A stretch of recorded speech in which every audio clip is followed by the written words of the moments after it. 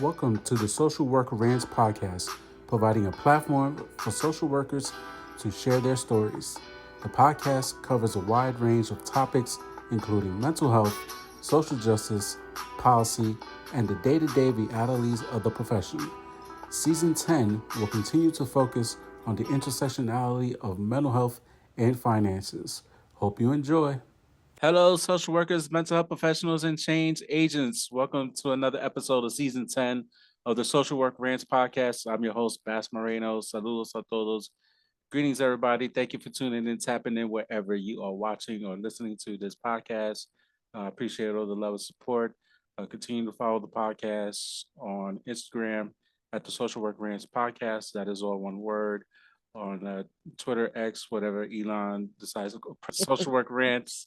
And of course, the YouTube, hit that red subscribe button. And Facebook, aka Meta, type in the Social Work Rants podcast, hit that like button. And however you listen to the podcast all over the world, whatever platform you listen to the podcast, make sure you rate, share episodes, like, comment, especially on the Spotify. You can comment now, leave comments on it. So, yeah, shout out to everybody that's been rocking these last 5 years. So, I guess at this time, I got a fellow New Yorker, uh, Miss Ebony Booker. How you doing? I'm great, Beth. Thank you for having me this evening. I am so excited to be here. So thank you. Thank you for the opportunity. No, no, of course. Pleasure having you on. It's always good to show my bias a little bit on the podcast. You know, Yes. with a fellow New Yorker, Mhm. living in Atlanta, and then it's funny because 2024 was the first time I actually traveled on a plane by myself, and Okay. the city I went to was Atlanta, and I did it twice. Okay. 2024. Okay. Okay. Okay. Okay. So, Yes. Yes. You'll be coming back for the conference, right? I'll I'll be coming back for some point in 2025 Okay. probably. Okay. And Okay. shout out to the Millennial Social Work Conference. Yes. I might not go there this year, but I Atlanta's a got you. vibe, and in Atlanta there's potential money to be made down there, especially Yes. for my business, Bash Marino Consulting. So Yes. Yes. I Yes. Yes. made some connections down there, and so we'll see. Leave it in Okay. God's hands. Okay. Absolutely. Absolutely. Yes. Yes. Yes. Much So abundance. Absolutely. absolutely.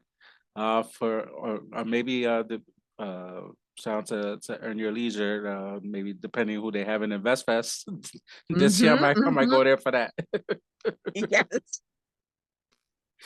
um, Yes. so for those who don't know who you are, what you do in the space, let people know who you are. Yes, yes, yes. I am Ebony Booker. I am a LCSW here in Atlanta. I have been working full time in social work, and I graduated from Fordham University since 1999. So I've been in the field probably 25, 26 years now. So that kind of tells you I'm a old school social worker, but I'll kind of age myself at the same time. But I have worked with very many populations, but my passion has always been with adolescents. I've spent a lot of years working in correctional institutions, whether it's with adolescents and adults here in Atlanta. So whatever you see on television and whatever you have seen on Netflix and whatever you've seen on First 48, it's about just about accurate. This is just about Mm, accurate. Everything from First 48 to Gwinnett County, first in, first last, first in, first out. All of those environments are just really truly what they are portrayed on, those platforms. And so I've had the opportunity to work in those spaces as a mental health professional. It can be very rewarding and challenging at the same time. But it's very much needed work for a very marginalized, very vulnerable population, both on the, adolescent and the adult spectrum. They're really people who nobody really wants to work with. in that caliber of anything. Mental health, medical, reentry is just so many layers of things that they need. So we're needed in those spaces. So I enjoy that. But we ran into COVID, and so I decided to branch out and really just kind of decide, like, I want to offer private therapy sessions. And so I started a little small private practice, which I see, mostly young adults, women, and I also offer group services to women specifically in law enforcement because I feel like that is also a supportive need that they need. It's a hard job, but again, you balance many things outside of work too. And so again, if you if you working four and off three, you know what I'm saying, and you got kids and you're trying to balance that and all those other things that that Hmm. that the world is demanding, you kind of have to, keep yourself in the middle of the road. You know what I'm saying? So No, I absolutely. feel like, yes, I feel like that's a very, very, specific niche that is, needing a support. So that's what I do as well. So, here I am, serving the community, and I love it, Bass. It really has been rewarding for me as well. No, that's great to hear. And we were talking offline about you graduating. I call it the F word, Fordhams. And, Yes, I'm a Fordham graduate too, but I don't like to yes, be. I like to keep that on the hush hush because I always say Fordham owes me money, but I gotta find my own yes. internship. So Yeah, oh, yeah. so, but no, that being said, no, you graduated and before 9/11, so you working um prior to that horrible event, and obviously the world changed when 9/11 takes place, and Mhm, obviously you mentioned working juvenile justice, and we got kids reading about 9/11 in textbooks or like obviously mhm. documentaries and stuff like that, and my two kids, asked they've asked questions about if I was alive, that her kids ask Yes, like yes, silly yes, questions like that, like yes, like just do the yes. math, yes, I was alive, like kind of like how was that? So how was it like? Was like you graduated, and then like 2 years later, this horrible event happens. So like not only social work changed, but the world changed. How was that transition for you at that time? It was really weird. It was really difficult because I never forget. I was home that particular day when the incident happened, and I was working at 150 William Street because I was working for the city. So I was working at 150 William Street, which was a couple of blocks over, but a couple of blocks, shy of South Street Seaport. And so it was just one of those moments where it really was like Twilight Zone. Like you just could not believe that that was happening in the city, and the layout of how everything looks, and you couldn't understand, like, the twin towers were like gone. They were gone, Mm, and so my husband was working in the Bronx at that time, and his typical work route to come home was down to FDR. And so by the time he got home, his car was filled with covered in, just the soot and the smoke. But he was so traumatized because he had was picking up people, going across the Brooklyn Bridge because, you couldn't get on the train. People were, mm, trying to, run and just kind of survive. And so it was really chaotic. And so I think that really, played a part in my decision to, how much long I was gonna stay in the city. Just really how much long I was gonna stay there. And so probably about a couple of years after that, I did, decide to. It was getting expensive as well, and it was just really time to make a decision, not only for myself, but for my family, where you wanna raise your kids and mm. just kinda be planted at that point. Mhm. So just for context for folks for out of the country viewers and listeners and viewers, 150 William Street is the main headquarters of the New York City child welfare office, and you can literally walk to the Twin Hmm. Towers at the time. It was like very walking distance. So that obviously when that event happened, all that smoke and stuff like filled that whole area up. So just to give Hmm. some context of that. Um, I see you make the move to Atlanta. You mentioned COVID, and I know at least on Instagram, Atlanta looked like it was like wide open, like it was like COVID. What COVID was that? Was that? Right, right, right. Like we're not shutting down. I think, think it was we didn't really fully shut down. I wouldn't say on the scale of like maybe New York City. I think New York City did a better job at, and that's just my opinion. I think they did a better job in just, shelter in place, no movement. But here we were kind of like hybrid. You could kind of jump in, jump out. You kind of had to decide if you was gonna go, if you was gonna go mad 6 feet distance, that kind of thing.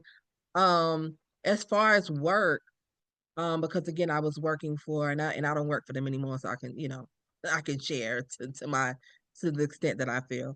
I was working for the state of Georgia, so we were really at like not going in the facilities because of my role at that point. I was no longer working in the facility. I was kind of managing case management, so I would just go in once a month. So our visits had been scaled back. We were working remotely at the time. So just really depending on what agency you work for. They had a kind of pare back work from home routine, but it was minimal contact at that point. That's it. But and also with that annoying governor that you got, you guys got. Exactly. Exactly. Exactly. If you were an essential worker, because that's typically anybody who provides services to any kind of congregate care or people who are in custody. I mean, there's no such thing as a day off. Like today, I was just sitting thinking like today we got like okay, maybe like 4 to 6 inches of snow, and I was like, gosh, I got some people that still, had to go to work and work 16, and they probably got stuck because the next group of people wasn't going to show up, or they probably had a, bus at a central location, or they sent a van to kind of pick up people and who could come in, you know what I'm saying? We're gonna call and see who can make it. We'll send a van to get you. But that's typically the life of an essential worker. So, it's a tough business. Hmm. No, no, absolutely. From like what you see in living, obviously Atlanta is a major city, is is has the bit probably like the busiest airport in the world, Mm-hmm. or one of them. What's like as a social worker day in day out living in Atlanta, living and working in that area. I think, being a social worker here is really depends on where you want to work, right? Like you can be a school social worker. I have, colleagues who work in the school system. And so just for context here, the school system is a little different if you're from a big city, right? Because each county, I mean, Georgia has like 161 counties. And so each county has their own school district, and and they operate totally different. So you have Atlanta Public Schools would be different from Fulton County Public Schools and DeKalb, Gwinnett, big counties that you may hear. Everyone operates totally different. And so that will look different just depending upon what type of social worker you would be in that school system.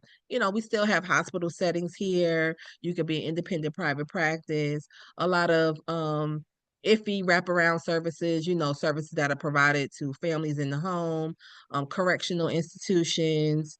So it just really, really depends on where you want to work as a social worker. But again, I agree with you.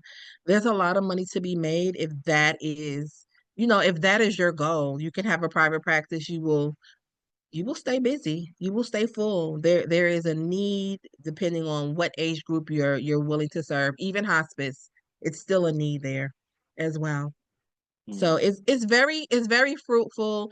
It's very, it is very progressive, and it is very, you know it does have the opportunity for you to, have the life that you want to live. Yeah, I think that one of the previous podcast episodes I did like kind of like you go on this, going to get your MSW, or you kind of already got to have a plan of what you want to do with that degree after you finish school. It can't be like, oh, I want to do this, want to do this, or Hmm. just go in Hmm. there. I mean, I want to get my MSW because I saw like supervisors with MSW, and it's like I would kind of put two and two together. I need to make more money if I want to move up. I need to get to this degree. Like I didn't Hmm. kind of wanted to do counseling and stuff, but at least at the time. um, Right. so it's like you really kind of need to have a Hmm. plan. Otherwise, now you stuck with these student loans, and who knows what Agent Orange is going to do with the Right, whole Department right. of Education, and then like we're gonna be stuck paying all this money, Exactly. and they're That's- gonna get your they're gonna get your money. They're gonna get They your gonna money. get it, yes. So my fellow social workers, stop saying like it's already been paid and you owe this money. They're gonna get your money They're one gonna way or get it. another, and your credit's gonna be shot. So figure out a plan. Yes. That's my thing. Figure out a plan, absolutely. And so, I again, I feel like once you have kind of decided like, okay, I want to get my licensure, I feel like that really is a turning point to really figure out like, okay, what do I want to do with that? Even if you decide like, hey, I only want to see like women who are postpartum. I only want to see like that's my specialty, that's my thing. Well, I encourage social workers to do that because again, there is a need. Women have children every day. They give birth Mm, every single day. Postpartum has really become a really, really, thing that women are struggling with. And it really wasn't something that was popular. Really wasn't something that people talked about, but it is something that is really, really impacting women who are newly, new to having children, new to delivery, post delivery, and trying to bounce back. And so, again, that's a specialty. hmm. Do Yeah, it. absolutely. Provide It's the service. Yeah, yeah. especially such a big need, and especially Black maternal mental health, and just people of color in general that Yes, it's been yes, hospitals are doing a tremendous disservice to women and to absolutely. their male partners, and I'm speaking in terms of male female relationships. Obviously, there's Mm-hmm. just Mm-hmm. women in general just having babies, or whether Yes, know whatever are struggling and with postpartum, and just like the hospital bills are crazy, and your insurance, and yes, yes, yes, it's a yes, lot that goes into it. An addiction yes. that happens as a result, and give you pain pills for the medication and for your pain, and isn't that now Mm-hmm. potential addiction could be as a result of that, and Yes, that's a whole other can of worms right there. So yes, it's a hot yes. mess. Yes, absolutely. So, again, social work from where I have from the seat that I sit and the lens that I look, it really has again changed. And you and I were talking, prior to, like I said, I didn't need the licensure for the things that I was doing. And that's true. Sometimes, there are still things that you can do and you don't need the licensure. You can still provide services, you can still provide workshops, you can still, do consulting because if you have a skill, you may be good at mediation. You don't need a degree for that. You can provide that service. Courts still need that, right? You know what I'm saying? Mm. The juvenile justice system needs that. Anybody who's going to small claims court can be referred for mediation. It's big game. It's big money. It is there, you know? Yeah, absolutely. What was that like in terms of like you leaving New York and going to Atlanta in terms of licensing? What was that process like for you? Because I know, depending what state you're in, like you trying to make some more money, trying to make a move, you Mm-hmm, have a mm-hmm. family, and you like priced out, like or people in New York are priced out. People living a lot of people Yes. in New Jersey are priced out. Like Yes. people DC, like Philly being priced out. So like all these major cities are and being priced out, and they want to like move. Mm-hmm. Even I know people who like they live in Georgia, but they know Atlanta's expensive, so they got to go a little bit further north to for cost of living. So Mm-hmm. Mm-hmm. if you want to Yeah. move, like what was that like for you, like in terms of licensing? In terms of licensing, when I first graduated school back then, and they have changed it absolutely now. But back then, you could take the master's level exam. Let me just say that you could take the master's level exam, and New York State was allowing you to be an LCSW. So back then in '99, when you look my name up, it would say, Ebony Booker LCSW, but I only had taken the master's exam. That was fine. It wasn't about the exam. It was the licensure. Because when I came to Georgia, I was not an LCSW because I had not taken the clinical exam, which is standard now. That's what you need.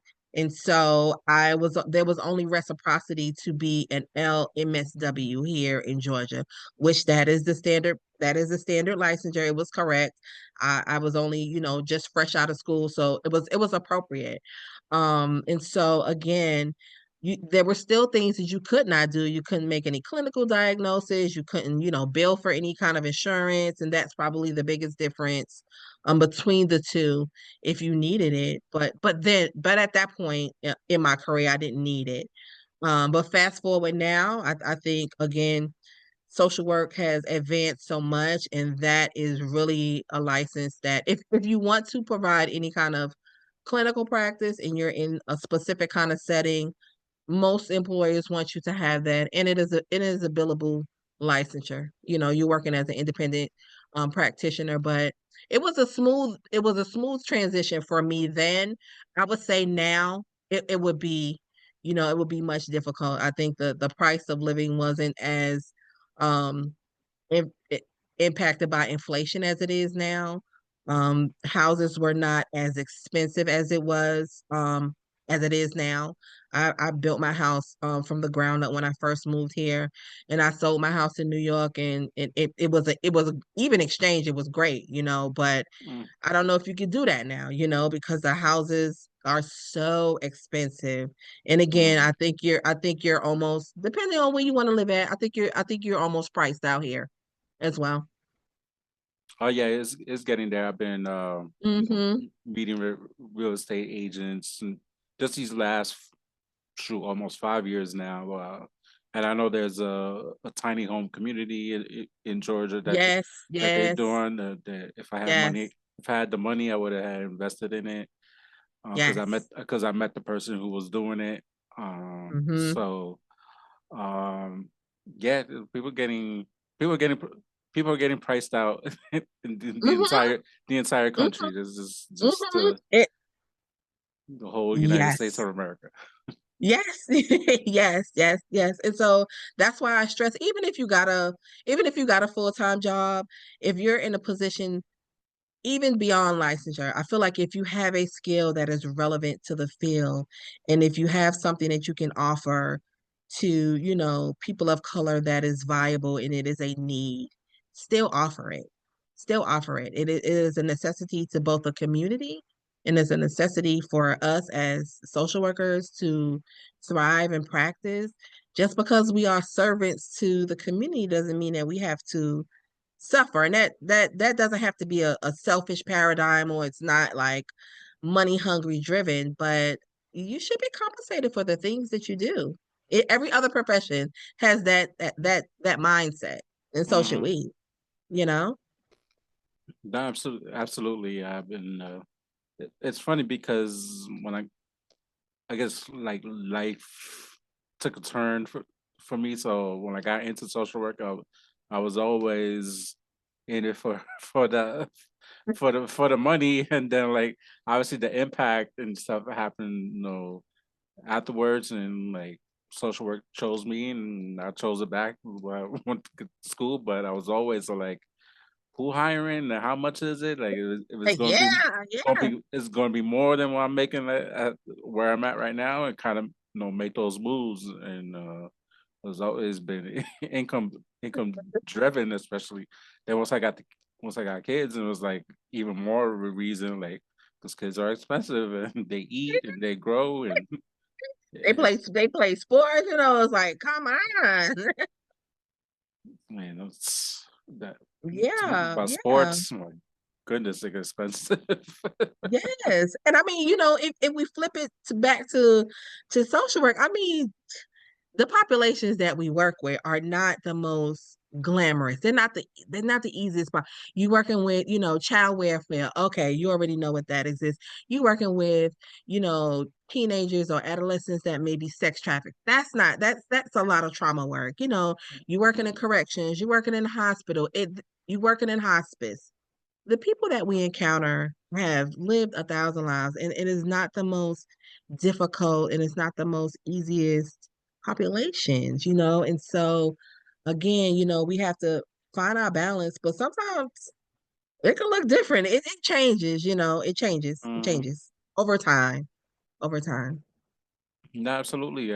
I mean, I even had someone who's not a social worker on the podcast who does real estate stuff and was telling me like you just all we do is talk. We talk all day. Might as well kind of get us a certification and kind of like show houses and like use our transferable skills. And we do presentations and stuff, but we could just Hey. get a certification depending on the state and kind of Mm-hmm. like be a property manager or kind of like here show houses and you kind of get a commission off the house that you sell and like Mm-hmm. real estate been booming the last 5 years, especially in cities like Atlanta and like Yes. here in Yes. Delaware was booming and I came in Mm-hmm. right place right time. Yes, yes. See, right place, right time. Absolutely. Especially during the pandemic when interest rates were like super low and so it's like Mm-hmm.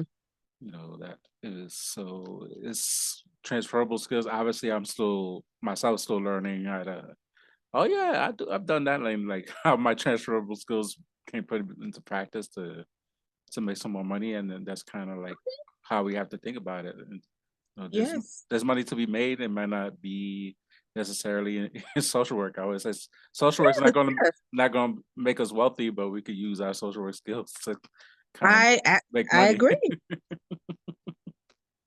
I agree. I agree because I mean even with the skills that you have, you could easily, I want to give a workshop or a class to, teach people what I know or just share knowledge and they will come. They will come, you know. They will come and I think that is an important takeaway that we too have to remember is that, it is social work, but we've learned skills. We've learned a lot of things over the course of, just growing up and being an adult and also obtaining skills in the various places and spaces that we've been in, you know, people want to know. I think information is powerful. We live in an instantaneous world where it's everything is a click, but the human interaction is still important too. No, absolutely. I definitely would like us as a society could get back to it's to okay to agree to disagree and keep it pushing. Yes. I mean, obviously, political undertones with Agent Orange, that's different. Like, Hmm. kind of like you voted for him, and like, and you a social worker. Like, what the hell? Right. Come on now. Come You on, shouldn't every be a social worker. it ain't making sense now. Come on. Like, things like, Exactly. but like day-to-day stuff, like agree agree to disagree, kind of keep it pushing. But Yeah. obviously, people Yeah. are into their feelings, and especially and kind of like rightfully so, depending on the topic, like something. Uh, like we kind of miss like the old Republicans, like we disagree and like on these certain issues, Yes. but not be Yes. like Yes. just straight up like beyond hateful and Well, like yeah. Not it wasn't disrespectful. They just kind of took the high road, like said what I said. Okay. Yes. Go ahead. Have a great day. You know.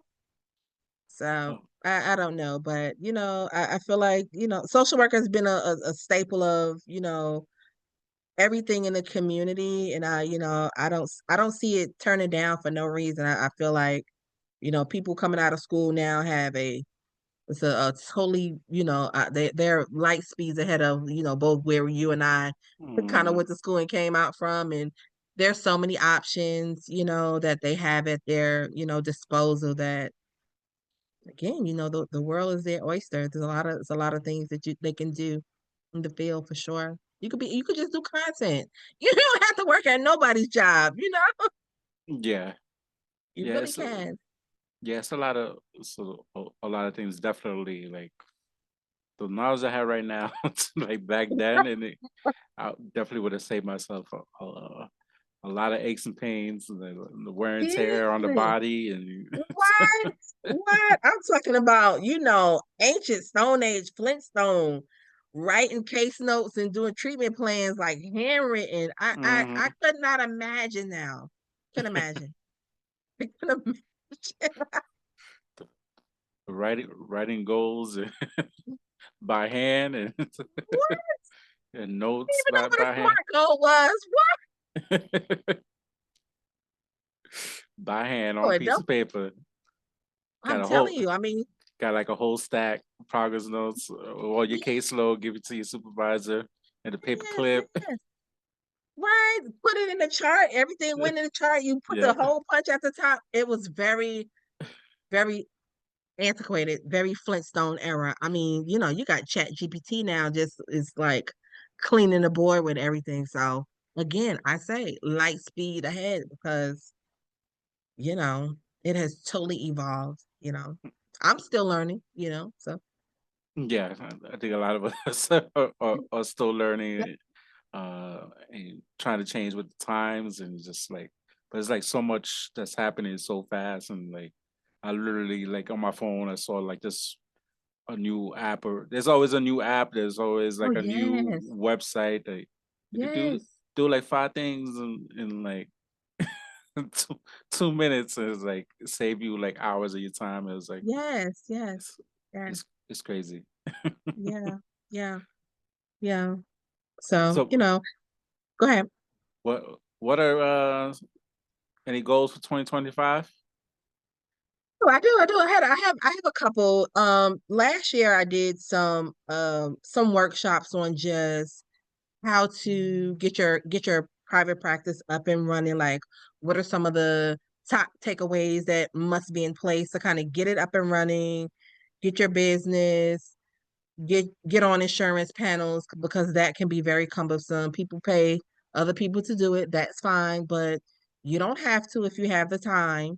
And so I did that. So this year, looking forward, I really would like to, do some presentations at some conferences. I've applied to a couple of symposiums, at a couple of universities. So we'll see, how those abstract submissions, fare for 2025. But that's kind of what, my goal is kind of wanting to share information. Again, I feel like information is key. Your audience will be there and whoever takes away a nugget, that's a blessing. So that's kind of my goal. I want to focus on this year. Yeah. Cool. A- anything? There's always something going on in in Atlanta. I feel like at like I said earlier, besides the Millennial Social Work Conference and like Invest Fest, like anything anything else happening like in Atlanta? So not from that perspective. Those are probably two big ones that are coming up, but I'm pretty sure they have things going on all the time here in Atlanta. So those are the two things that I'm looking forward to at the early part of this year. As far as the last couple of quarters of the year, I'm not sure what's going on just yet, but they always stay busy in Atlanta. You can guarantee that there is always something to do here in the A, for sure, for sure. Where can people reach out to you? Miss Ebony 718 on Instagram is where they can also find me as well. Cool. Uh, great talking to you. Chat Yes, soon. Beth. Thank you so much. We will chat soon. I appreciate the time. Thank you so much.